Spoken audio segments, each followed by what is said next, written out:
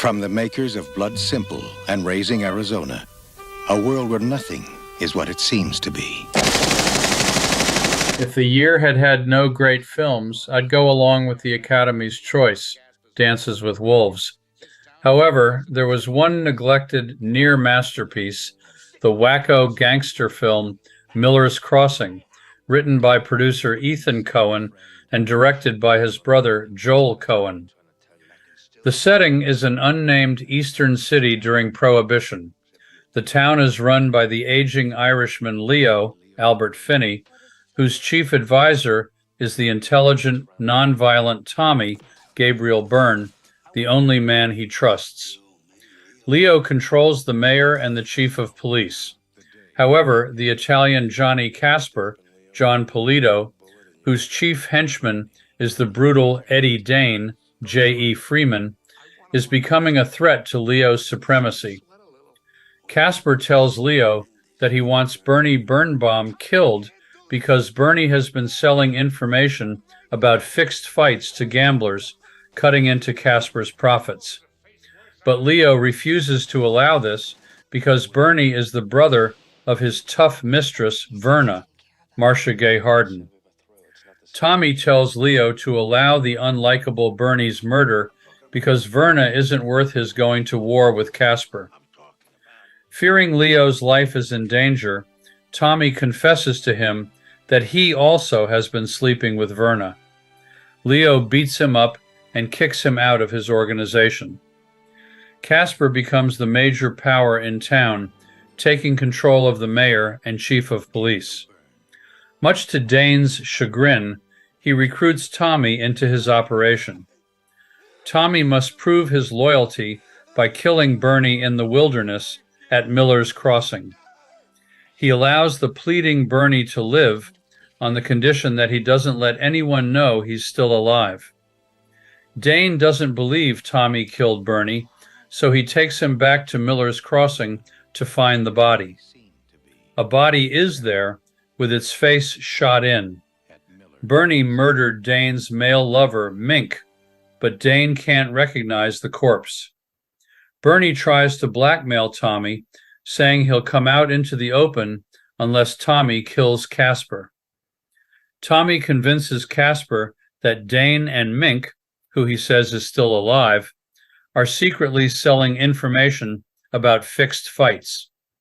Before Dane can kill Tommy, Casper brutally kills Dane. Tommy maneuvers Casper to rendezvous with Mink, only Casper finds Bernie there instead. Bernie kills him. Tommy tells Bernie that they'll blame the murder on Dane. He takes Bernie's gun to supposedly hide the evidence, but then reveals Dane is dead.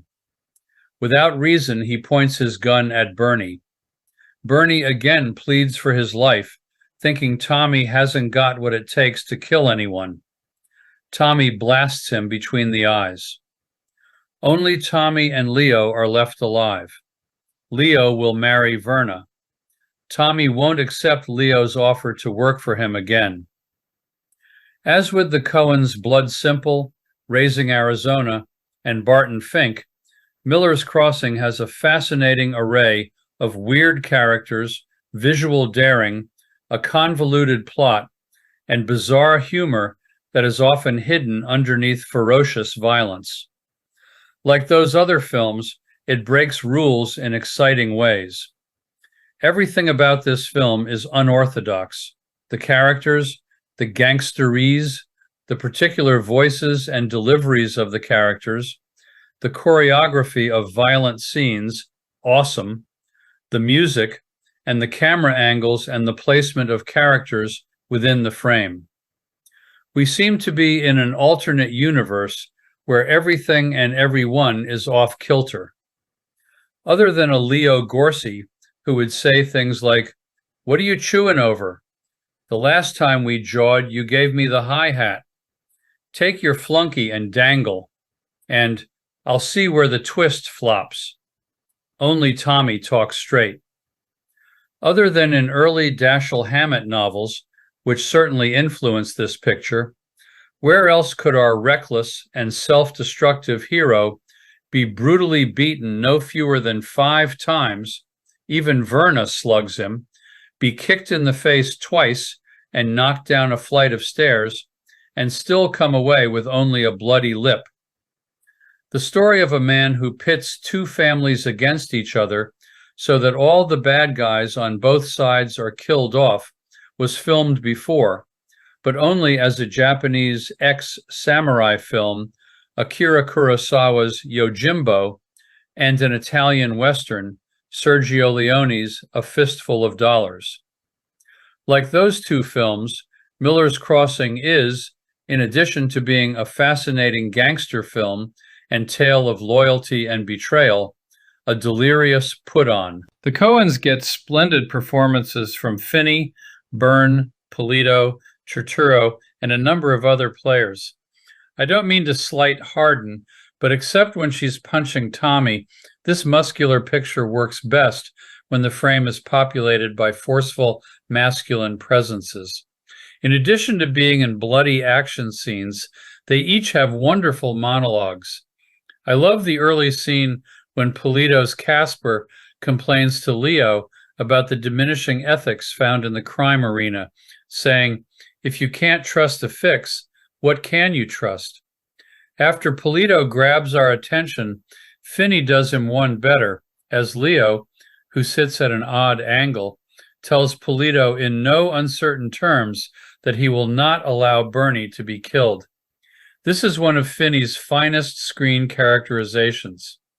Turturro steals the screen every time he appears as his Jewish homosexual sleazeball.